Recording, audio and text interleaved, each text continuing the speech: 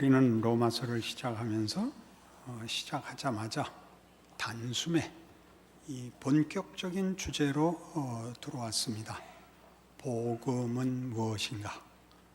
복음이 왜 필요한가? 하는 이 커다란 주제 말입니다. 바울은 복음을 전하기 위하여 마음이 조급하다. 모든 자에게 복음의 빚을 지고 있다. 할 수만 있으면 단숨에라도 너희에게 달려가기를 원한다. 이렇게 시작을 하고 있습니다. 그리고 이어지는 이 로마서의 앞부분에서 바로 이 문제, 그렇게 복음에 대하여 열망을 가지며 조급한 마음을 가지며 빚진 자 같은 애타는 마음이 된 이유를 설명합니다. 복음은 왜 필요하냐? 우리가 다 하나님의 진노 아래 있기 때문이다. 이렇게 시작을 하죠. 예수를 믿지 않으면 지옥 가고 예수를 믿으면 천국 간다. 이런 내세적이고 운명에 관한 것으로 답을 쉽게 내시면 안 됩니다. 가장 중요한 현실을 설명해내야 됩니다. 하나님의 진노가 뭔데? 불의한 자들과 불경한 자들에게 내리는 하나님의 심판이기 때문에 무섭다. 다른 어떤 기준도 아니고 하나님과의 관계를 기준하여 하나님이 심판하시고 혹은 복 주신다. 하나님이 누구시고 하나님을 믿지 않는다는 것이 어떻게 객관적으로 잘못일 수 있느냐? 너희 안에 하나님을 알만한 것이 있다. 온 천지에 하나님에 대한 계시가 있다. 너희가 핑계댈 수 없다. 무엇에서 그 증거가 있느냐? 너희가 우상을 만드는 데 있다. 너희는 스스로를 만족시킬 수 있는 능력에 있어서 한계가 있다는 걸 안다. 너희의 욕구와 소원 속에는 너희 자신의 존재와 능력을 넘어서는 것이 있다. 너희는 신을 찾고 있다. 그러나 그것을 언제나 왜곡시키고 부패시켜 너희보다 하찮은 것으로 만들거나 너희의 수단으로, 그래서 욕심을 정당화하는 데만 쓰고 있다. 그래서 하나님의 심판은 당연할 수밖에 없다. 왜? 너희 안에 하나님을 찾는 마음을 준 이 거룩하고 영광된 것을 부패시켜 하나님을 모독하고 그 하나님의 기쁜 창조물인 너희 자신을 더럽게 만들고 있기 때문에 하나님은 가만히 있으실 수 없다. 그럼 그 심판이 도대체 어떻게 나타나는가? 너희의 선택과 욕심에 내버려 두심으로 그리하셨다. 이게 오늘 본문입니다. 24절이죠. 그러므로 하나님께서 그들을 마음의 정욕대로 더러움에 내버려 두셨다. 26절에 반복됩니다. 이 때문에 하나님께서 그들을 부끄러운 욕심에 내버려 두셨다. 28절 또한 그들이 마음에 하나님 두기를 싫어하며 하나님께서 그들을 그 상실한 마음대로 내버려 두셨다. 어느 벌 받을 곳에 그들을 잡아둔 것이 아니라 자기들이 선택한 것이 무엇인지를 보게 했다. 그게 무엇이든가요? 여기 나오는 대로 그 정욕의 더러움, 부끄러운 욕심, 상실한 마음. 그것은 우리가 선택한 것이며 우리가 자초한 것이다. 그것이 하나님의 벌이었다. 너희들이 선택하고 너희들이 원한 것이 무엇인지 보도록 한 것이 하나님의 심판이었다. 하나님을 외면하자, 하나님이 없는 자리와 경우와 현실을 만들자, 모든 것은 부패할 수밖에 없었다. 모든 것은 더러울 수밖에 없었다. 모든 것은 비참할 수밖에 없었다. 무슨 얘기 같아요? 인류 역사죠. 인류 역사고 현실입니다. 아무도 부인할 수 없는 현실입니다. 가끔 사람들은 순진한 변명을 합니다. 원래 인류 역사에서 그 문학의 가장 중요한 서사 중에 하나가 이것이랍니다. 순진한 바보가 부패한 세상 속에 들어가 놀라운 일을 당하지만 그 순진함을 꿋꿋이 지켜가는 것. 이것이 문학적 서사의 대부분을 차지하는 서사랍니다. 그렇지요? 그러나 본인이 의도하지 않았다든가 악의를 갖지 않았다든가 몰랐다든가 하는 것은 지금 로마서가 증언하려는 이 말에 다 튕겨져 나가버립니다. 그래도 현실이다. 모르고 밟았습니다. 모르고 먹었습니다. 와, 상관없이 잘못된 것을 먹으면 죽습니다. 모르는 데를 밟으면 빠집니다.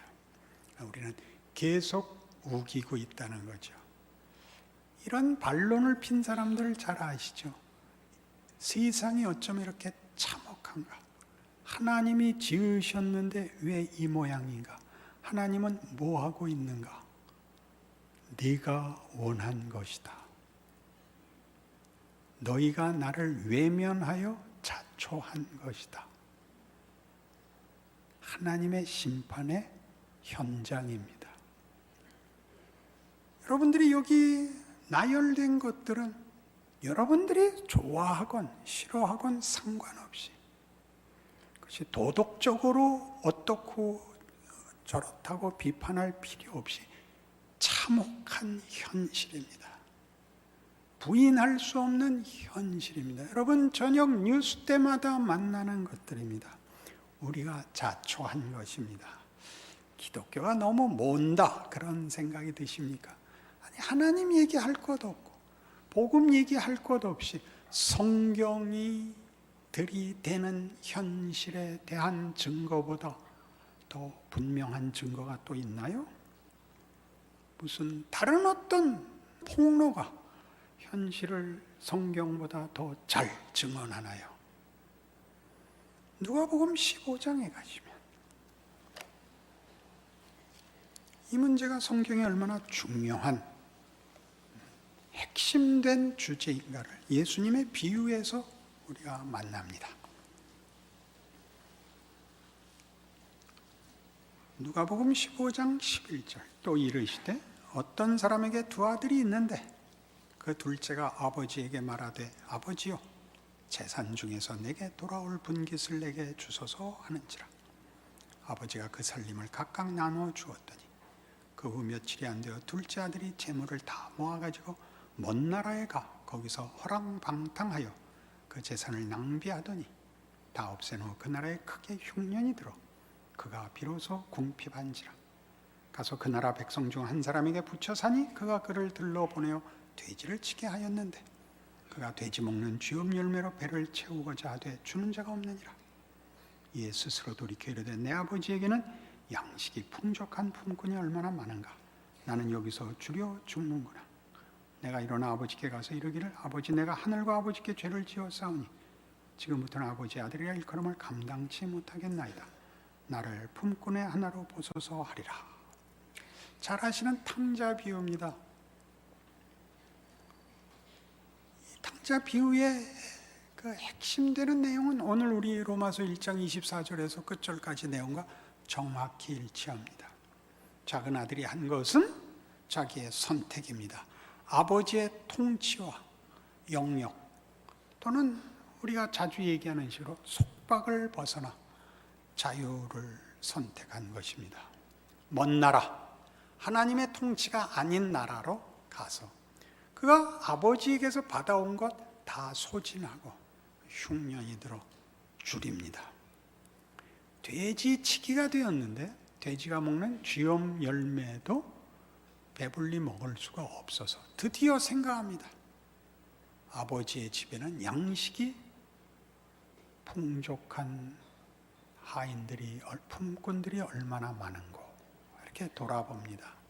중요한 표현입니다. 아버지는 얼마나 부자인가, 아버지는 나한테 얼마나 잘해줬는가가 아니라 아버지의 집에는 품삯이, 양식이 풍족한 품꾼이 얼마나 많은가. 우리 아버지는 얼마나 그 다스리심에 있어서 의로우시고 자비로우시고 복되신 분인가. 거기서는 하인들마저도 풍족한 품삯을 받는데 나는 홀로 나오는 바람에 몰려서 쥐엄 열매 하나도 배불리 먹을 수가 없게 되었구나. 그러니 다른 거 다 그만두고 돌아가 아들 노릇도 말고 품꾼의 하나로 아버지의 나라 가서 살겠다.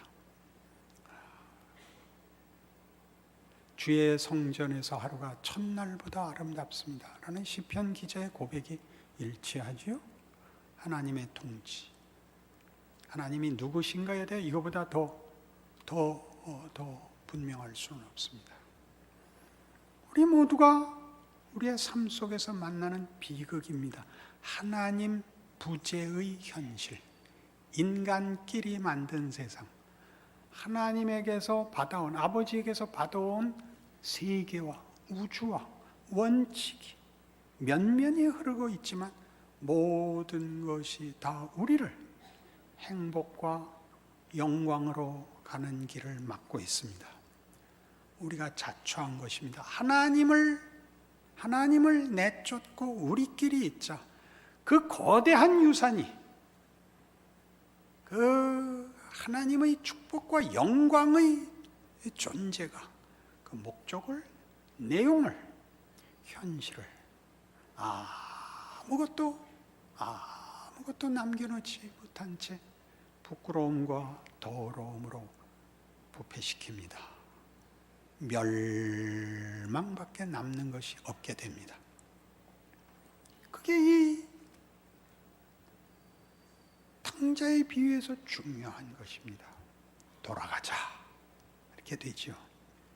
32절에 가면 이 네 동생은 죽었다가 살아났으며 내가 잃었다가 얻었기로 우리가 즐거워하고 기뻐하는 것이 마땅하다. 이렇게 끝납니다. 이 주제는 누가복음 15장에 나오는 세 가지 비유에 공통된 것입니다. 첫 번째는 그 잃어버린 양 한 마리 찾는 이야기입니다. 그 중에 하나를 잃어서 99마리를 들에 둔 채 그 하나를 찾아 나서고 5절 또 찾아낸 즉 즐거워 어깨에 메고 집에 와서 그 벗과 이웃을 불러 모으고 말하되 나와 함께 즐기자. 나의 잃은 양을 찾아내었노라 하리라. 내가 너희에게 이르노니 이와 같이 죄인 한 사람이 회개하면 하늘에서는 회개할 것 없는 의인 99으로 말미암아 기뻐하는 것보다 더하리라. 하나를 찾는 기쁨. 두 번째는 드라크마입니다. 잃어버린 하나를 찾은 기쁨. 9절 보시면 또 찾아낸 즉 벗과 이웃을 불러 모으고 말하되 나와 함께 즐기자. 잃은 드라크마를 찾아내었노라 하리라. 내가 너희에게 이르노니 이와 같이 죄인 한 사람이 회개하면 하나님의 사자들 앞에서 기쁨이 되니라. 찾는 기쁨. 기쁨이라는 것은 여기서 그 찾은 대상이 다만 한 물건에 불과하지 않다는 그 주인의 어떤 더 깊은 관계성을 묘사하고 있지요. 찾고야 말겠다는 의지가 동원되고 찾은 기쁨이 이웃과 함께 나눠야 될 만큼의 큰 것입니다. 다만 소유와 어떤 물량이 불어나는 것과는 다르죠. 그리고 같은 주제를 세 번째 와서는 탕자 비유입니다. 아들이 나가겠다고 우기고 아버지는 보냅니다. 오늘 식으로 얘기하면 버려둡니다. 그의 요구를 받아들입니다. 그것이 뭔지 생각해야 됩니다. 하나님은 왜 그걸 받아주셨을까? 그건 무시무시하게 어려운 문제입니다. 우리 생각엔 붙들어 매뒀으면 제일 좋겠습니다. 그럼 아마 평생 찌푸리고 살았을까요? 그죠? 하여튼 하나님은 놓아두셨습니다. 절대 놓치지 않을 분이. 앞에 두 개는 분명히 잃어버린 것이었습니다. 세 번째는 자기가 나가는 것을 허락합니다. 우리는 이 문제를 더 다룰 것입니다. 로마서에서 더 다룰 것입니다. 중요한 내용은 여기 있습니다. 우리에게 그 선택권을 줬고 그 선택이 무엇인가를 우리에게 알도록 긴 시간을 주었습니다. 긴 시간. 왜 세상이 이 꼴이냐? 하나님 뭐 하시냐? 이 전쟁의 비극을 보시라. 그런데 하나님이 그렇게 하신 것이 아니다 이거죠. 우리가 자초한 것입니다. 그는 누구에게도 핑계댈 수 없는 우리가 한 일들입니다. 마이클 호튼의 글에 이 문제에 대한 아주 좋은 글이 있어서 인용합니다. 성경은 복음이 바로 실패한 이들에게 좋은 소식이라는 것이며 우리 자신이 기준이 아닌 하나님의 관점에서 현실을 볼 때 우리 모두가 실패자들이라는 것이다. 영광, 권능, 위로, 건강 그리고 부를 향한 요구는 이에 대한 갈망과 환멸이라는 악순환을 만들어낸다. 그런 환경 속에서 너무 약해져 버린 영혼들은 위기를 만나게 되면 적절히 반응할 만한 힘을 가질 수 없다. 우리는 세상이 제공해주는 해결을 갈망하는 욕구의 노예가 되어버린다. 천박한 희망의 희생자가 되어버리는 것이다.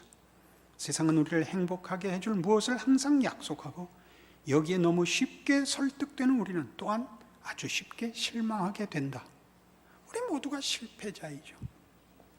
서두에 얘기한 것처럼 순진해서 그랬다는 것이 핑계가 안 된다니까요. 안 된다고요. 순진하게 공 따라 들어가다 지뢰 밟아서 다리가 잘라졌다니까요. 어떻게 그런 무서운 얘기를, 현실이 무섭기 때문에 해야죠. 하나님을 외면한 것이 무엇인가를 똑바로 보셔야죠. 그걸 보지 않고는 돌아갈 수도 없습니다. 내 아버지 집에는 양식이 풍족한 품꾼이 얼마나 많은지 그걸 깨달으라고 그럼 거기 넘겼단 말입니까? 넘기지 않았습니다. 우리가 졸랐지요. 그걸 없앴으면 얼마나 좋을까요? 그러면 무슨 돌이 됐겠죠. 우리는 그 부분에 대해서 잘 모릅니다. 우리의 영혼의 갈증이 하나님 이외의 그 어느 것으로도 만족되지 않는다는 것을 합니다. 어거스틴의 얘기와 같이 하나님을 만나기까지 우리의 영혼의 평안은 없습니다. 대강 타협하고 살 수는 없습니까? 하나님은 그렇게 아니하시겠답니다.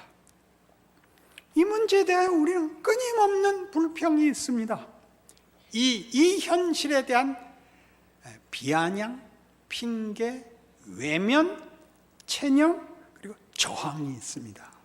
문학에는 이 문제가 아주 커다란 주제가 돼서 서구 문학에서는 이 주제, 운명을 어떻게 받아들일 것이냐에 대한 인간의 반항이 아주 중요한 주제로 면면이 이어오고 있습니다.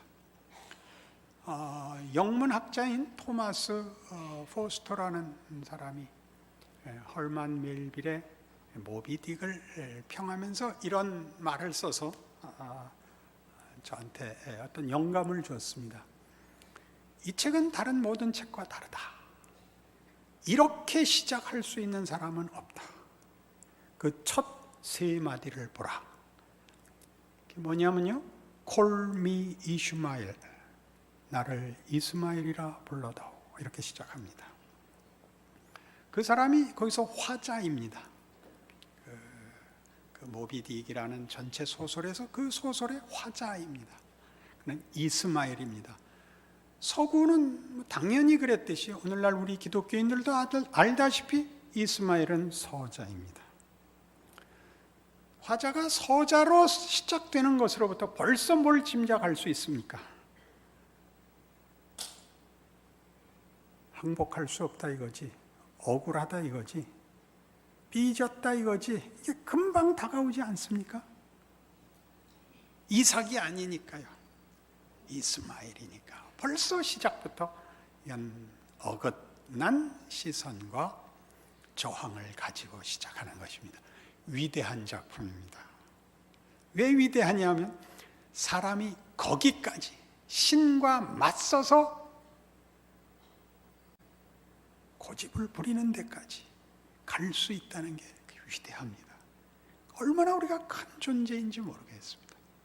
우리는 다만 분노하고 거절하는 데서도 그렇게 큰데 하나님의 은혜와 목적에 순종하여금은 얼마나 클 수 있을까 해선 기절해버렸습니다. 제가. 콜미 이슈마일에서는 그 말을 알아먹었는데, 그래서 상대적으로 내 아버지 집에는 양식이 풍족한 품꾼이 얼마나 많은 거에서는 기절을 해서 깨어났더니 주일이 되었습니다. 그게 로마서가 하고 싶은 이야기인 것입니다. 히브리서 12장에 가시면 366페이지 히브리서 12장 3절부터 보죠. 너희가 피곤하여 낙심하지 않기 위하여 죄인들이 이같이 자기에게 거역한 일을 참으신 일을 생각하라. 너희가 죄와 싸우되 아직 피 흘리기까지는 대항하지 아니하고 또 아들들에게 권하는 것 같이 너희에게 권면하신 말씀도 잊었도다. 일러스되 내 아들아 주의 징계하심을 경히 여기지 말며 그에게 꾸지람을 받을 때 낙심하지 말라. 주께서 그 사랑하시는 자를 징계하시고 그가 받아들이시는 아들마다 채찍질 하심이라 하였으니 너희가 참음은 징계를 받기 위함이라. 하나님이 아들과 같이 너희를 대우하시나니 어찌 아버지가 징계하지 않는 아들이 있으리요. 징계는 다 받는 것이거늘 너희에게 없으면 사생자요 친아들이 아니니라. 이스마엘은 시비 걸 수 있습니다. 우리는 이삭입니다. 하나님이 자기 아들로 기르는 자들에게 구약식으로 얘기하면 율법을 행사하시는 것입니다.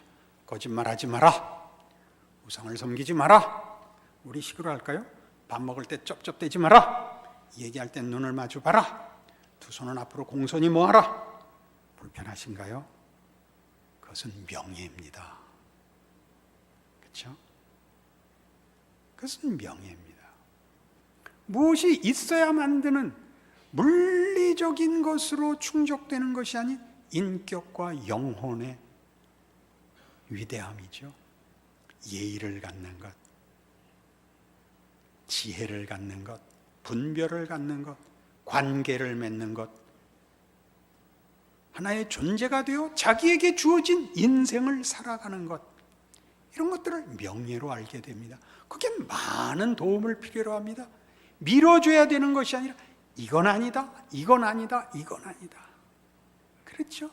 여러분 사진 찍고 사진사가 다시 찍어야겠습니다. 첫 번째 이유가 뭡니까? 제일 많이 하는 실수, 찍히는 사람들에게 제일 많이 일어나는 실수, 눈 감는 거죠. 눈 똑바로 뜨세요. 자, 하나 둘 셋 할 겁니다. 하나 둘 하고 확 찍어야죠. 셋 하면 꼭 감으니까. 이게 율법입니다. 율법의 은혜인 것은 우리를 알고 우리 마음대로 가는 길을 차단하여 하나님이 그 안에서 만드시는 일을 하도록 하는 장치였죠. 우리 아버지가 하신 모든 말을 다만 꾸지람으로, 짜증으로,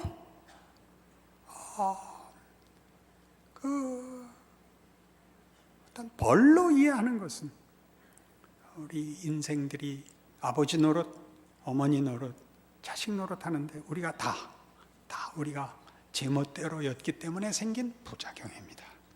그렇지 않습니다. 그것은 큰 복입니다. 하나님이 우리를 아들로서 대접한답니다.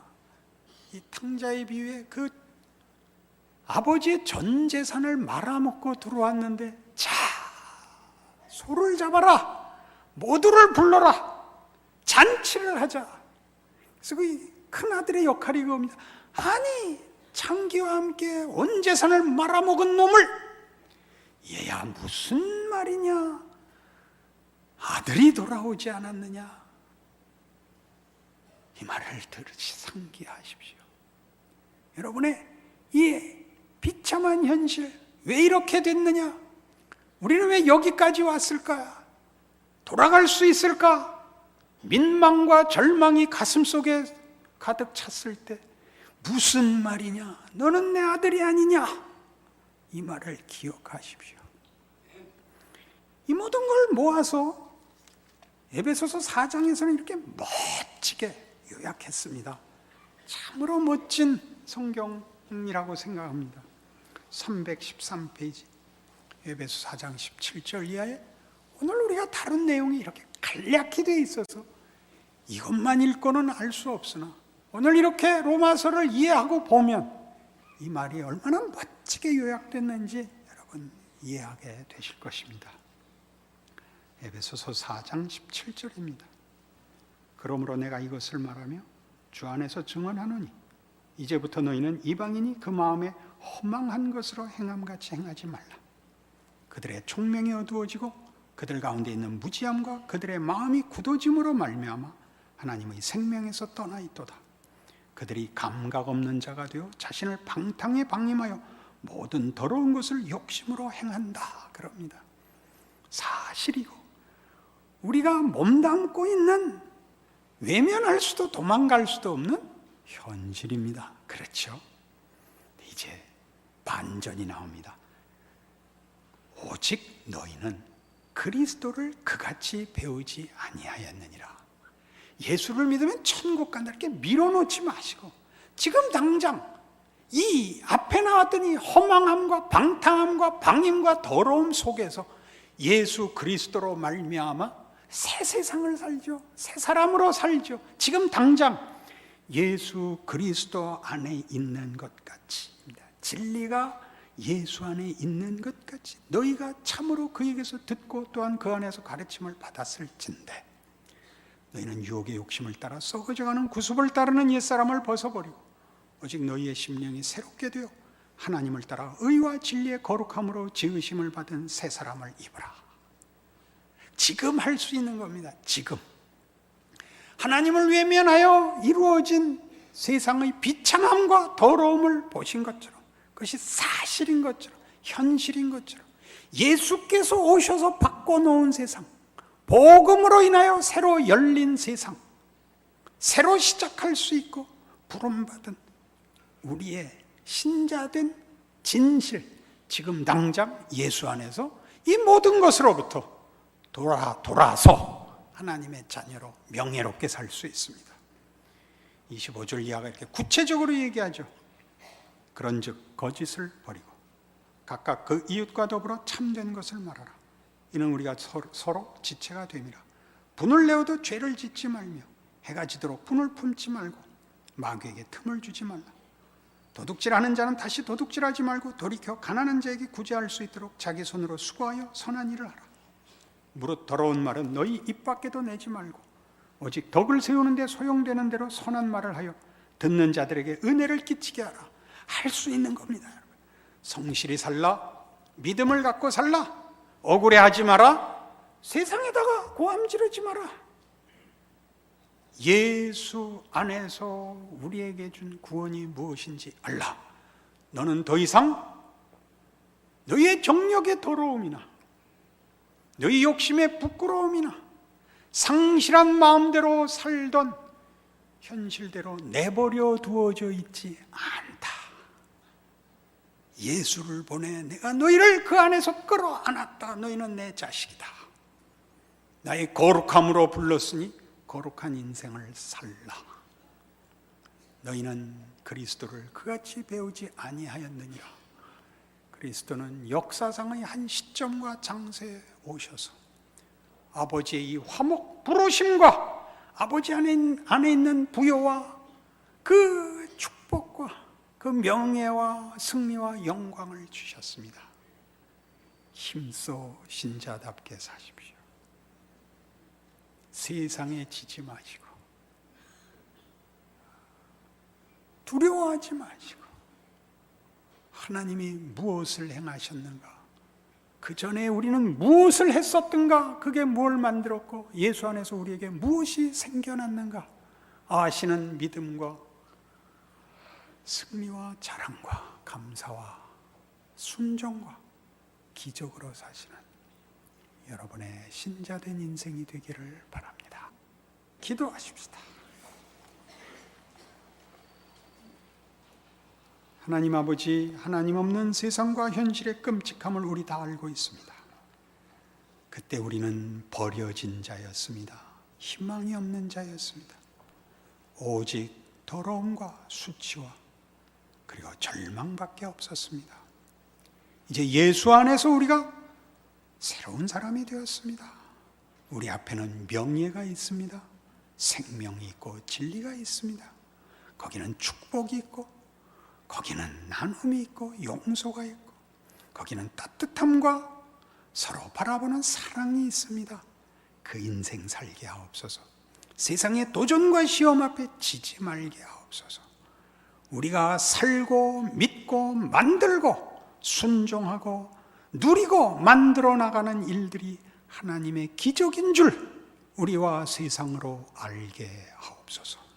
예수님 이름으로 기도합니다.